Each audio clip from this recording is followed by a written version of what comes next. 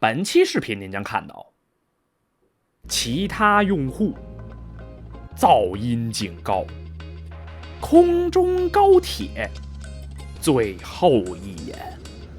好的，各位上午好，我是虾。那么我现在呢，在威海机场的某个偏僻的停机坪，即将登上面前的这个看上去有点像农用机的小飞机。这个小门总能让我想起来兄弟连里伞兵们从 C47 上一跃而下的场景。一会儿到大连下飞机的时候，得特别注意，别直接往下蹦。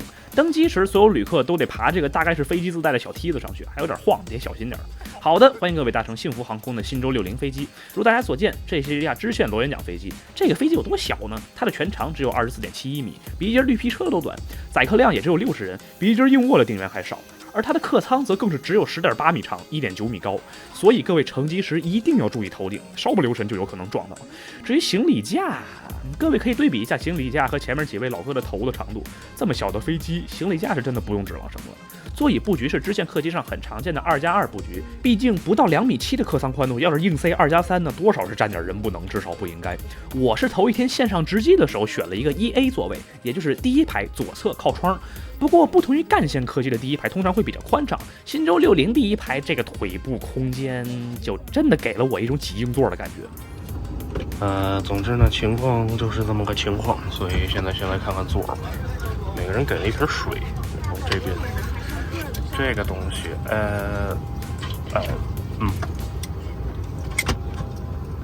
其实差不多可以换块新的了。新舟60，说人话就是运气。这常规的玩意儿，然后我这座位是1A 嘛。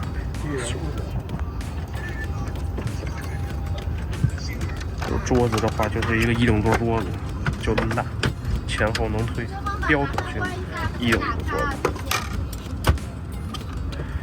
OK， 分儿什么的后边再看个1，差一点都不行。情况就是这么个情况，不知道一会儿噪音怎么样。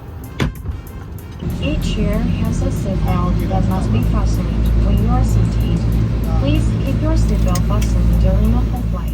不知道我这个座位看出去是什么景象，但是的确可以清晰地听到发动机启动的声音，有一种坐在2战轰炸机里的感觉，跟喷气式飞机完全不一样。并且呢，这个飞机的噪音也是真的大，刚刚手机还能录下我说话的声音，现在呢就完全被压过去了。有人说这架飞机是空中拖拉机，别说，真有点那感觉。滑行路上不知道什么地方会路过其他用户的区域，遮光板全部都不能打开。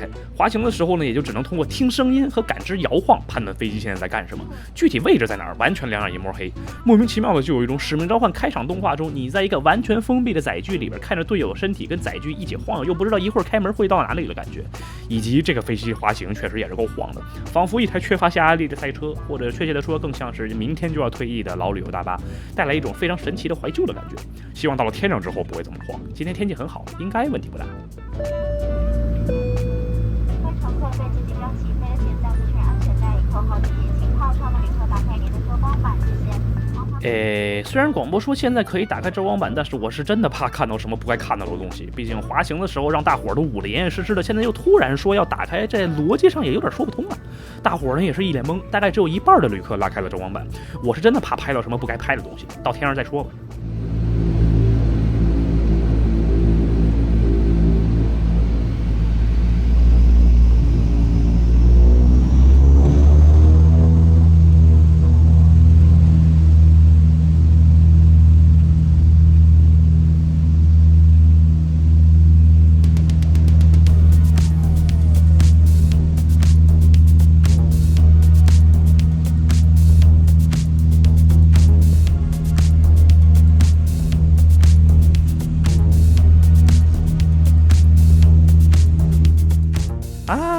什么叫螺旋桨雅座啊？新舟60的设计很奇怪，驾驶舱后面首先是货舱，然后才是客舱，甚至有些飞机呢会在机尾放几个头等舱座位，完全拧着来。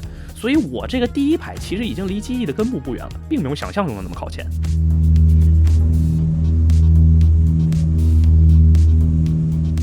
不知道大家能不能通过目力感受出来，这东西的爬升率是真的一言难尽。下方铁路线是青岛到荣成的青荣城际线，最高运营时速250公里每小时。我们现在刚刚起飞，还在爬升阶段，不知道现在到底是我们更快，还是底下的动车更快。新洲60使用的是2台普惠公司的 PW127Q 发动机，搭配美国汉密尔顿公司的4叶低噪声螺旋桨。虽然也不知道它到底低噪声在哪里了，不是那个汉密尔顿，那个汉密尔顿有7个冠军，这个汉密尔顿还在高速旋转。如果今天出现在这儿的是有7个冠军的汉密尔顿，那我们最好搞些额外的措施来保护一下后背和脊柱。这样令人难忘的噪音表现，如果您是和我一样坐在螺旋桨的边上，最好呢还是戴一副降噪耳机，毕竟90分贝持续的噪音对耳朵大概并不会很友好。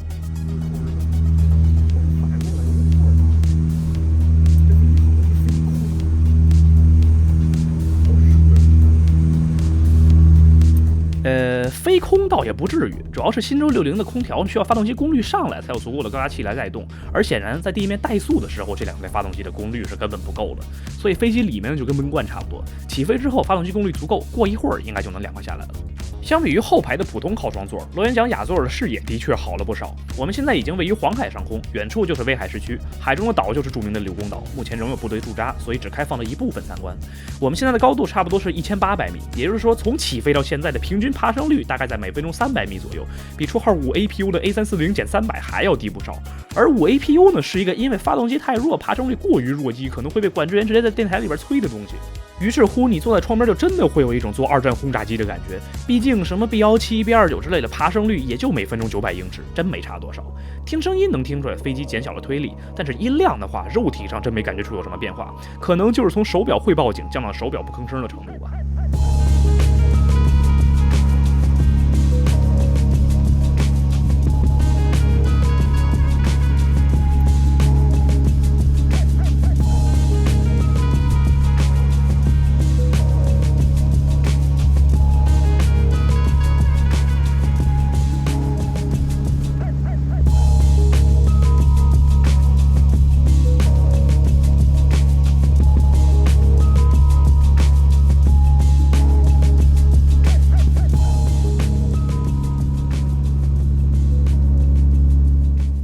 新洲60其实在机尾有个很小的厕所，但是鉴于飞行时间实在是太短，并且呢我又是在除了驾驶舱之外离得最远的座位，这一趟呢就先算了。这么小的飞机，其实除了噪音之外，在天上飞行的很多其他感受也和一般的干线喷气式客机完全不一样。我们今天的最大飞行高度不到4500米，而我自己呢在西藏海拔4500米的地方都还能扛着8斤重的三脚架去拍星星。而这架飞机呢，在这个高度的飞行，真的就像空中的一片树叶，你可以清晰地感知到从飞机的不同方向刮过来的风，也可以清晰地感觉到2位飞行员在驾驶舱里蹬的每一脚舵，他们一踩，你就能立刻感知到飞机在扭，整个飞机呢也非常的飘，像一个气球。相比之下，737在正常天气条件下的巡航时都稳定的像在轨道上运行一样。而下降阶段呢，就能明显看出来飞机的重力势能转化成了动能，飞行的速度来到了430公里每小时左右，比限速前的上海磁悬浮还稍微快一点。通过肉眼也能看出来飞机有一点点俯冲的样子。而当飞机的高度降得更低，从一条船上空掠过时，你甚至会产生一种正在一架卡特里娜水上飞机上，并且即将要落到那条船旁边去接人的错觉。螺旋桨飞机的体验，尤其是螺旋桨飞机跨海的体验，还是太独特了。比较遗憾的是，1A 这个位置由于过于靠前，所以看不到起落架放下的那一下。这架飞机的起落架收纳在发动机后面的短舱里边，不在飞机的肚子底下。如果是坐在后排的话，应该就能看到俩带着棍儿的轱辘突然从发动机里边放出来，一般的飞机上是见不到的。这次就只能是这样了，下次换一个后边的地方坐。也不知道机尾的头等舱感觉怎么样，也不知道还有没有下次了。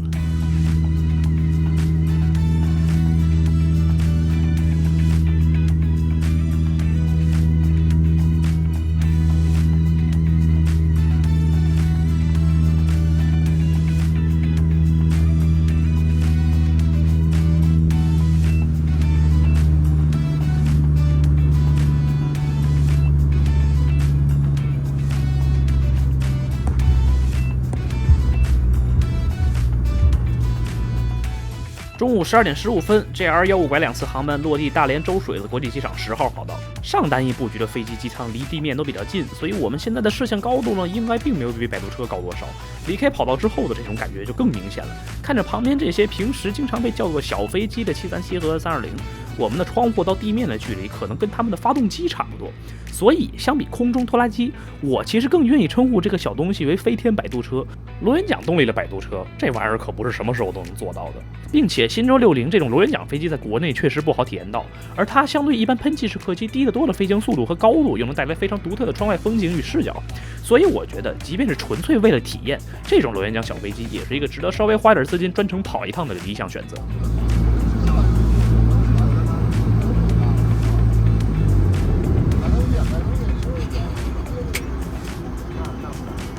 这是我第一次坐新舟60，不知道会不会是最后一次。幸福航空呢，目前取消了他们所有的航班，几乎是一个停摆的状态。这些新舟60也不知道还能不能再次翱翔蓝天。或许作为我国支线航空领域的开拓者，他们可能也累了吧。走下登机时走过了梯子，我也不知道我还有没有机会回来。本期的体验呢，到这里就差不多告一段落了。感谢一路台前幕后所有工作人员的服务与协助，也感谢您看到这里。如果喜欢的话，欢迎点赞投币、收藏、关注一波，你的支持会帮助我们产出更多更好的视频。旅途辛苦啦，那么我们下期再见。